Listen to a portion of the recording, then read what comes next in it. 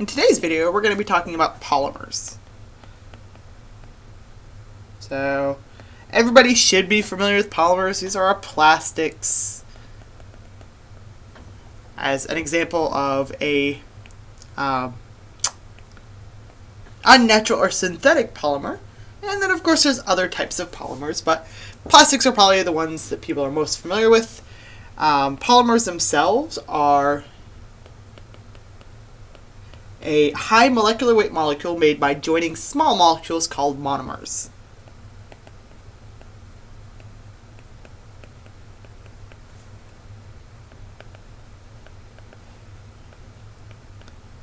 So this is not as large as a covalent network solid, but they are usually fairly large.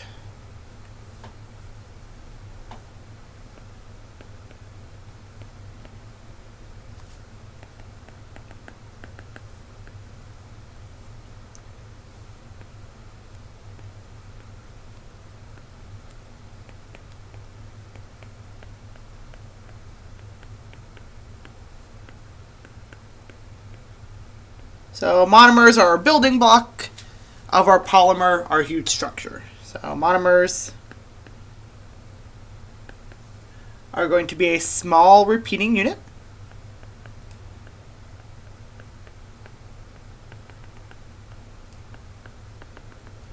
of a polymer.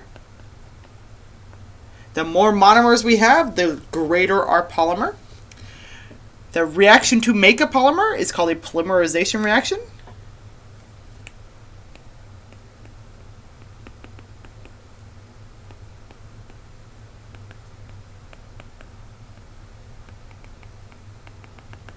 There are many ways of making polymers. We're going to look at two common ways of making two polymerization reactions that are fairly common for making polymers, and we're just going to barely look at them. We can have different types of polymers,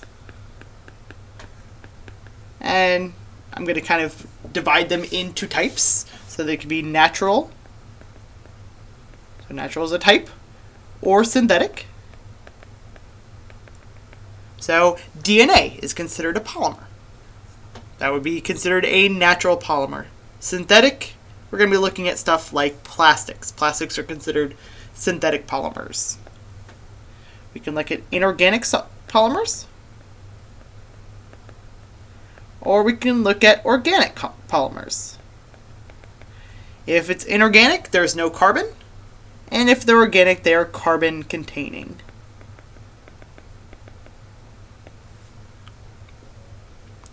And then what we're going to look at today is addition or condensation polymers.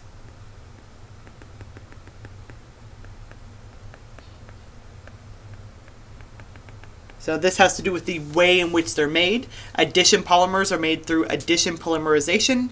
Condensation polymers are made through condensation polymerization. So let's look at our addition polymers first. And they're made by adding something to a double bond. So adding a monomer to a double bond. So to have an addition polymer, we have to have a monomer with a carbon-carbon double bond. Okay. And during polymerization, the double bonded carbon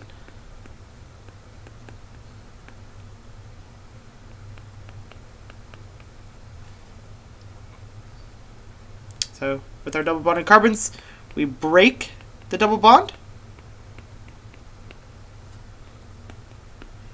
to form a new bond.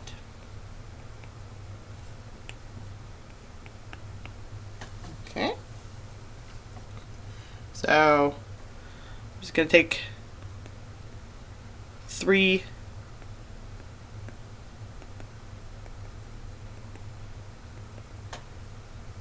ethyne molecules.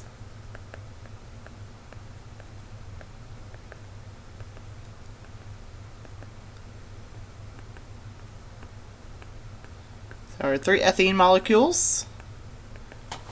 Those would be considered our monomers.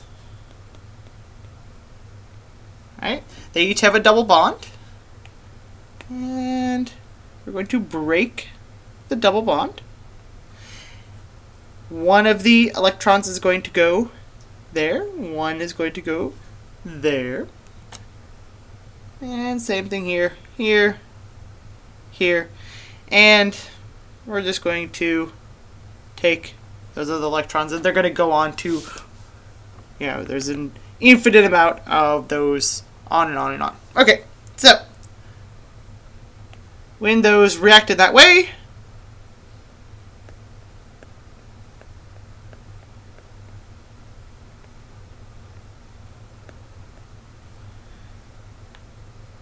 our new bonds are right here, and right here, right here, right here. Okay. And these little squigglies mean that it just goes on forever and ever and ever repeating. So we get a structure where we form new bonds. We lose our double bond. And we form new single bonds. And this is just going to keep repeating on and on and on. Our repeating unit here would look like this. So it's just this structure repeated until we run out of monomer. So just a better look of this. We have ethylene, or ethene, whatever you call it. And as we polymerize it, we produce polyethylene. Polyethylene styrofoam. So this is how styrofoam is produced. Okay, so this would be considered a addition polymer. We could also look at condensation polymers, which are formed from a condensation polymerization. Here, we are going to condense out a water molecule. So, two monomers are joined together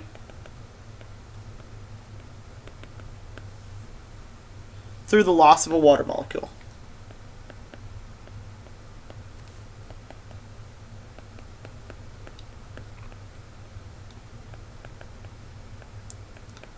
Okay, well, for addition polymerization, we had to have a double bond here.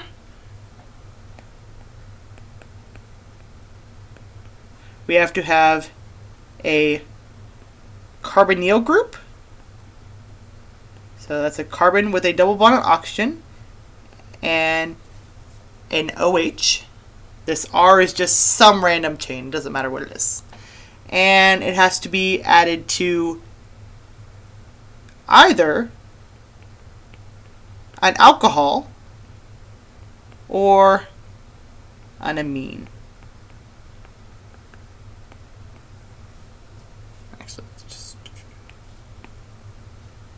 Okay, so that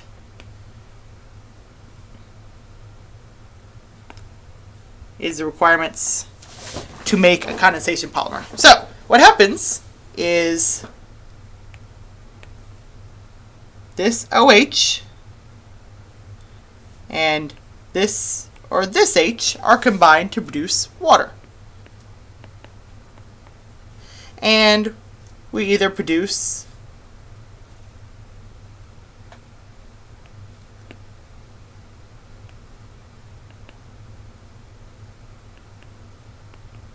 a RCOOR. I'm going to prime that. Let's add a little that there so we see what's going on. Or we produce a RCONR.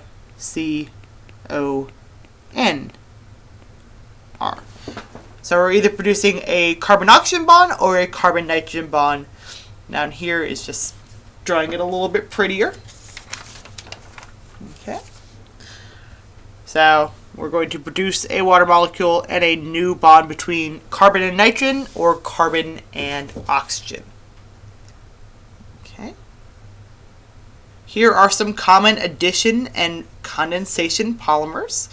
Polyethylene, polypropylene, polystyrene, Oh, and I think I misspoke earlier. Polystyrene is styrofoam. Polyethylene is what we get when we do bottles, or PET. Polyvinyl chloride, those are all examples of addition polymers. Nylon is probably the most common condensation polymer you've heard of, but there's polyurethane, polycarbonate, polyethylene terephthalate, polyester. So just some common polymers. Okay, so let's look at our polymer properties.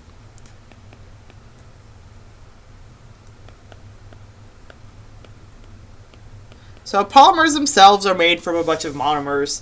So one, we're going to have different polymer lengths.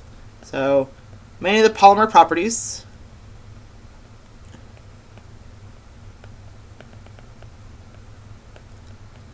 depend on the chain length.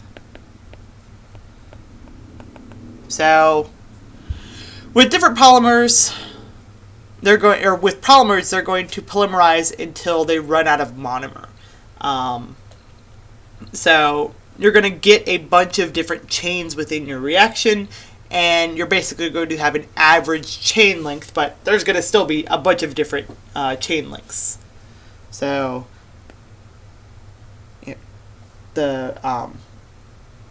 we'll get a variety of molecular weights, MW molecular weights, in your structure, and you're going to have a fairly flexible substance.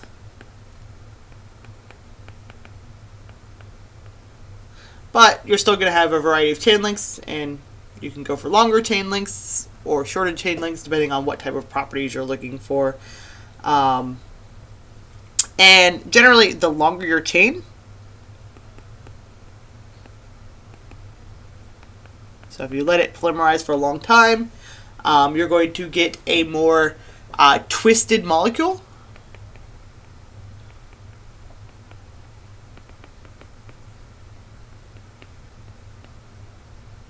Because remember, these molecules are not straight lines.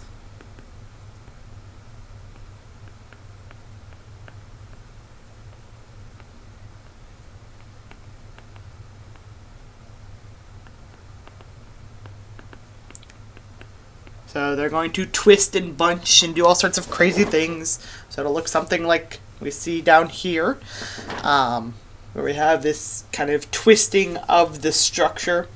And the longer that is, the more twisting you'll get. So you can kind of think of it like spaghetti noodles. So you can get probably a relatively soft polymer. If you have shorter chains, but the longer chains, you can get some more strength to your polymer. You can also have short range crystallinity or short range ordering.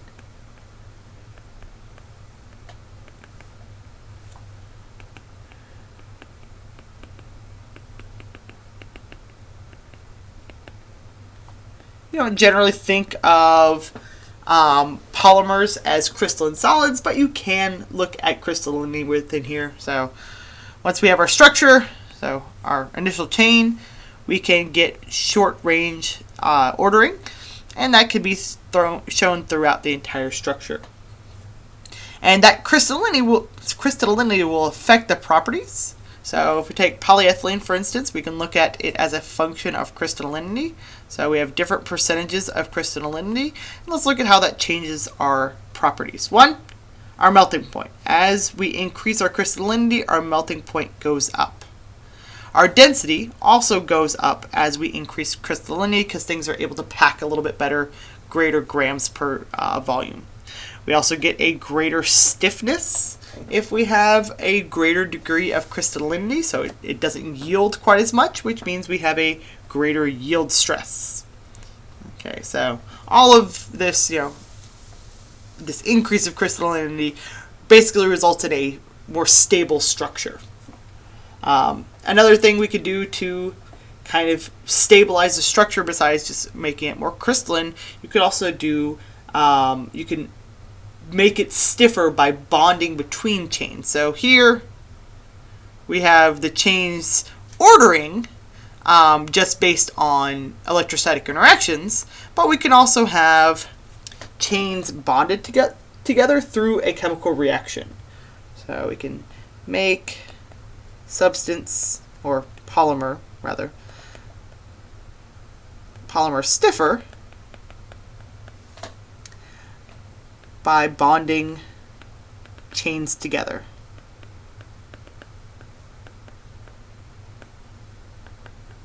This process is called cross-linking. So we are linking different chains together. This results in more cross-linking. The more cross-linking you do, the stiffer or more rigid the substance becomes.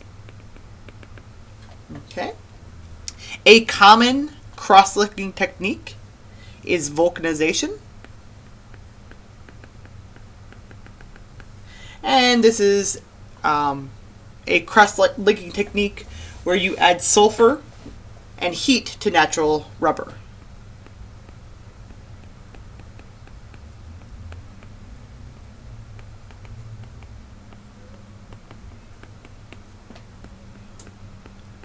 This was discovered by Goodyear.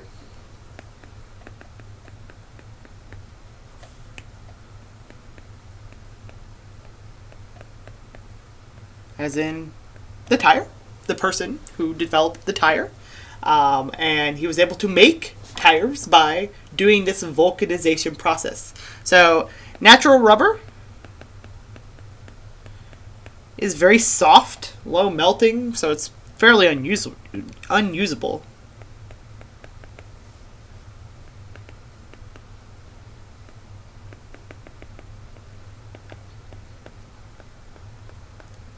But after vulcanization, you get a much stronger material. Tires are made through this process.